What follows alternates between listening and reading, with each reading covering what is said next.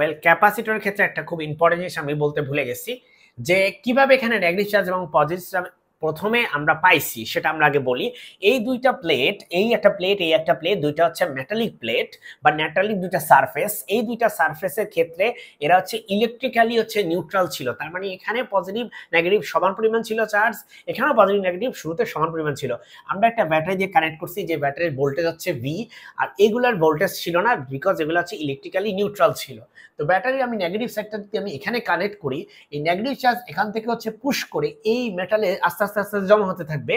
যেই নেগেটিভ চার্জগুলা, এই যে এটা কিন্তু প্রথমে কোনো চার্জ ছিল না, চার্জ ছিল বাট পজিটিভ আর নেগেটিভ সমান ছিল। তো যেটা করে যে এই নেগেটিভ চার্জগুলো যখন স্টোর হতে থাকে, এই নেগেটিভ চার্জগুলো হচ্ছে এখানে পুশ করা শুরু করে, মানে যেটাকে আমরা বলি ইলেকট্রোস্ট্যাটিক ইন্ডাকশন। ইন্ডাকশন প্রসেস করতে থাকে বা আবেশ হতে থাকে, যে কারণে এখান থেকে নেগেটিভ চার্জগুলো, এই প্লেটের যে নেগেটিভ চার্জগুলো থাকে, এই নেগেটিভ চার্জগুলো হচ্ছে আস্তে আস্তে আস্তে আস্তে কি করে, এদিকে যাওয়া শুরু করে, ব্যাটারির এই প্রান্ত দিয়ে যাওয়া শুরু করে। সো এই কারণে আসলে আমরা এখানে এই ভিতরে হচ্ছে নেগেটিভ চার্জ এবং বাইরে হচ্ছে পজিটিভ চার্জ পেয়ে থাকি। সো আশা করি যে ব্যাপারটা আমি বুঝাতে পারছি, যে কিভাবে একটা ক্যাপাসিটরকে হচ্ছে চার্জিত করি আমরা। আমরা যদি এই টার্মিনালকে চেঞ্জ করে দিতাম, যদি এখানে পজিটিভ দিতাম এখানে নেগেটিভ দিতাম, তাহলে কিন্তু ভিতরে হয়তো পজিটিভ আর বাইরে হয়তো নেগেটিভ, সেজন্য আমাদের টোটাল ক্যালকুলেশনটা একটু ডিফারেন্ট হতো, কিন্তু আলটিমেটলি আমাদের রেজাল্ট কিন্তু ক্যাপাসিটেন্সে সেমই আসতো। ঠিক আছে, হোপফুলি আপনারা বুঝতে পারছেন।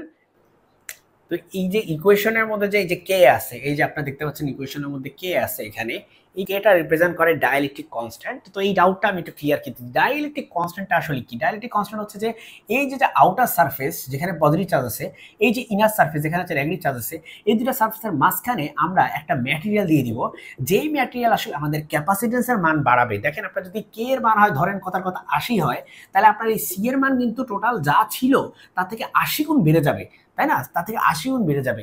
তার মানে এটা হচ্ছে চমৎকারী ম্যাটেরিয়াল, যেটা আমরা এই যে নেগেটিভ চার্জ আর পজিটিভ চার্জ এই দুটো সারফেসের মাঝখানে আমরা দিয়ে দিব, এবং এটা দেওয়ার কারণে আমাদের ক্যাপাসিটেন্সের ভ্যালু বেড়ে যায়। এই ম্যাটেরিয়ালের নামই দিছি আমরা হচ্ছে ডাই ইলেকট্রিক ম্যাটেরিয়াল। হ্যাঁ, ডাইইলেকট্রিক ম্যাটেরিয়াল, এই ধরনের ম্যাটেরিয়াল এটা অনেকটা ইনসুলেটিং ম্যাটেরিয়ালের মতো, কিন্তু এখানে ডিফারেন্স আছে। ইনসুলেটিং ম্যাটেরিয়াল কিন্তু পোলারাইজেশন ক্রিয়েট করে না, কিন্তু ডাইইলেকট্রিক ম্যাটেরিয়াল কিন্তু পোলারাইজেশন ক্রিয়েট করে দোস্ত। ঠিক আছে, বোঝা গেছে? Thank you so much for watching this video.